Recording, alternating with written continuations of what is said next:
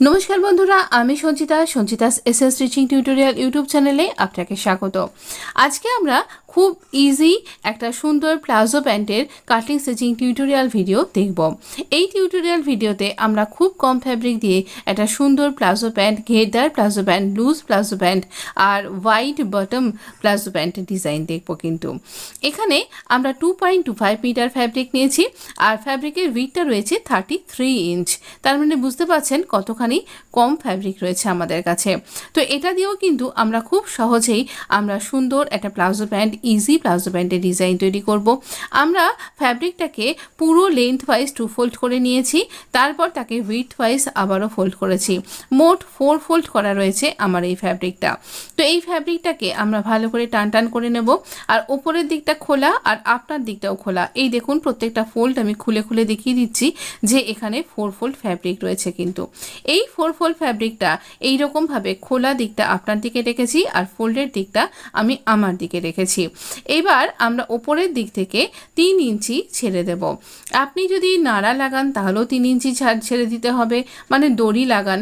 আপনি যদি ইলাস্টিক লাগান তাহলেও 3 ইঞ্চি ছেড়ে দিতে হবে। এটা ফোল্ডিংয়ের জন্য। তো একে নেফা ফোল্ডিং বলা হয়। তো এই 3 ইঞ্চি আমরা এইভাবে পুরোটা সোজা একটা স্কেল দিয়ে মার্ক করে নেব। পুরো অংশটাতেই যেন 3 ইঞ্চি থাকে সেটা সিকিউর হয়ে নেব। এরপর এই অংশটা ছেড়ে দিয়ে আমরা এর লেন্থটা মেজার করব। এর লেন্থটা কতটা হবে, আপনার যা লেন্থ সেটাই নেবেন। তো আমার ক্ষেত্রে এখানে 37 ইঞ্চ লেন্থ।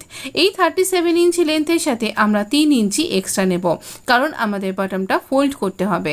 এই বটম ফোল্ডিংয়ের জন্য আমি 3 ইঞ্চি নিচ্ছি। আপনি আপনার মতন করে ফোল্ড করতে পারেন। আপনি কম ফোল্ড করতে পারেন, আপনি বেশি করতে পারেন। তবে আমি বলবো একটু বেশি করে ফোল্ড করতে, তাহলে কি হবে, এটা দেখতে ভালো হবে আর এই লংজিভিটিও কিন্তু অনেকটা বেড়ে যাবে। তো আমি এখানে এরকমভাবেই স্ট্রেইট একটা লাইন ড্র করলাম। যেখানে ওপরের দিকেও বেল্টের জন্য মার্ক করলাম, যেভাবে ড্র করলাম ঠিক এখানেও কিন্তু লেন্থ ওয়াইজ এখানে ফোল্ড করতে হবে বলে এখানটা ফোল্ড করলাম। আমরা যদি ফোল্ডেড ফ্যাব্রিকটাকে নিচের দিকে রাখি তাহলে একসাথে অনেকখানি ফোল্ডেড ফ্যাব্রিক আমাদের বেঁচে যায়।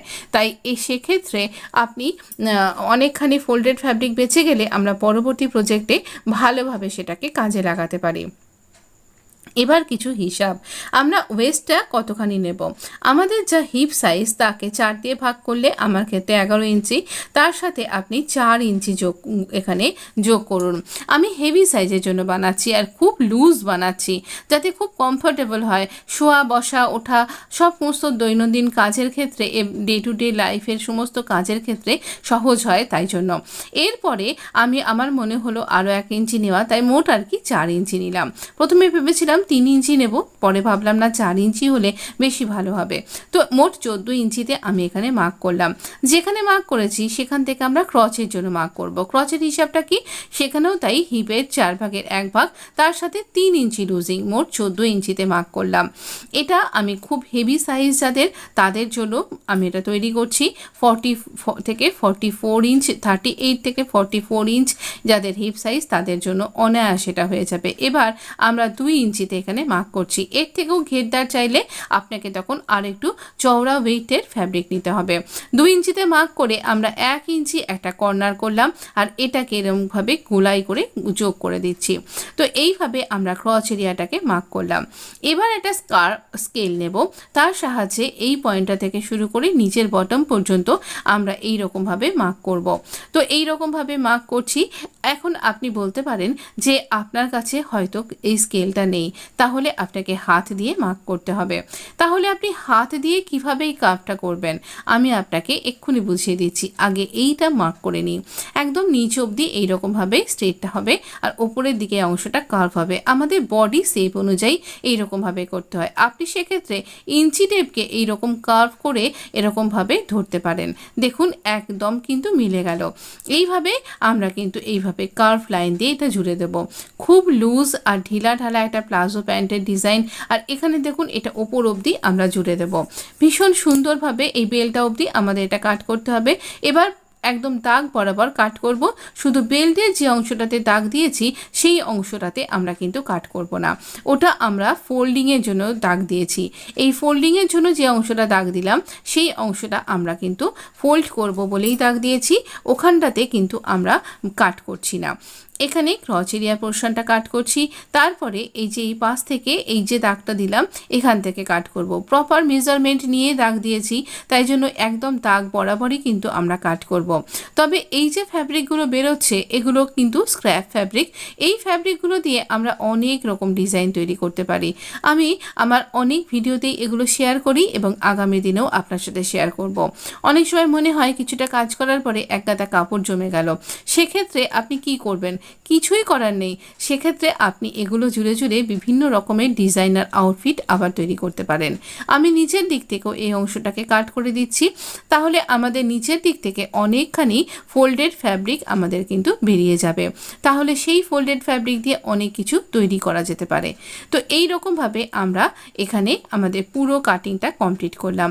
আমি একটু উঁচু থেকে ছবিটা তুলে আপনাকে শেয়ার করছি, দেখুন এরকম দেখতে লাগছে। তলার দিক থেকে আমরা এতটা ফ্যাব্রিক কিন্তু পেয়ে গেছি। এবার স্টিচ করার পালা। প্রথমে আমরা ক্রচ এরিয়াটা স্টিচ করব। ক্রচ এরিয়াটা যখন আমি স্টিচ করব তখন এখানে আমি সোজা আর উল্টো দিকে একটা মার্ক করে নেব। এক রঙা ফ্যাব্রিকের ক্ষেত্রে খুব অসুবিধা হয়, ডবল দাগ দিয়ে আমি উল্টো দিক আর রাইট চিহ্ন দিয়ে আমি এখানে রাইট সাইডটাকে মার্ক করলাম। দুটো সোজা দিক মুখোমুখি থাকবে আর উল্টো দিকগুলো বাইরের দিকে থাকবে। এই রকম 1/2 ইঞ্চি আমরা এরকমভাবে ফোল্ড করবার দরকার নেই। এইভাবে 1/2 ইঞ্চি দুটো দিকের ক্রচ এরিয়ায় ফ্যাব্রিকের এভাবে স্টিচ করব। চলুন স্টিচটা দেখে নিই। এইভাবে স্টিচ করছি, আর এই যে দেখুন এই গোলাই অংশটা তো এইভাবে স্টিচ করব।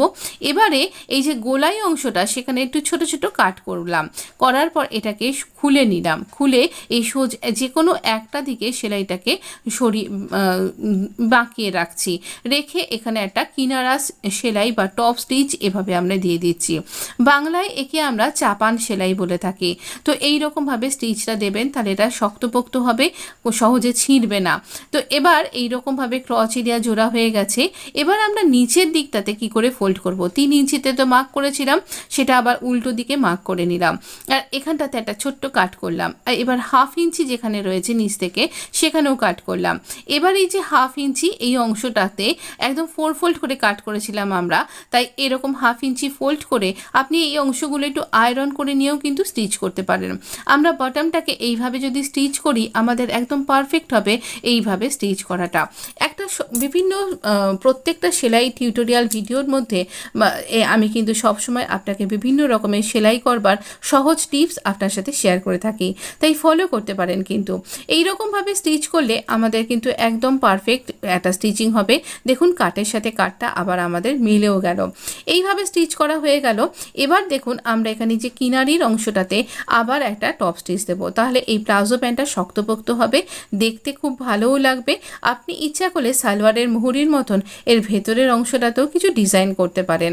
এরপর আমরা কি করব, ইলাস্টিক নিয়েছি। আপনার কোমরের যা মাপ তার থেকে আপনি 4 ইঞ্চি কম নিয়ে নিন বা 3 ইঞ্চি কম, তাহলে আপনার ঠিকঠাক সুন্দর একটা ইলাস্টিক হবে। তাকে গোল করে এরকম 3-4 বার স্টিচ করে নিন। প্লাজো প্যান্টটাকে সোজা করে নিয়েছি, নিয়ে এই উল্টো দিকে আমরা উপরের দিকে 1/2 ইঞ্চি মতন ফোল্ড আগেই করে নিয়েছিলাম। তো এই রকমভাবে আমরা এখানটা পুরোটা স্টিচ করে নেব। দেখবেন যেন ইলাস্টিকের ওপরে স্টিচটা না হয়, ইলাস্টিকটার পাশ দিয়ে দিয়ে স্টিচ করতে হবে।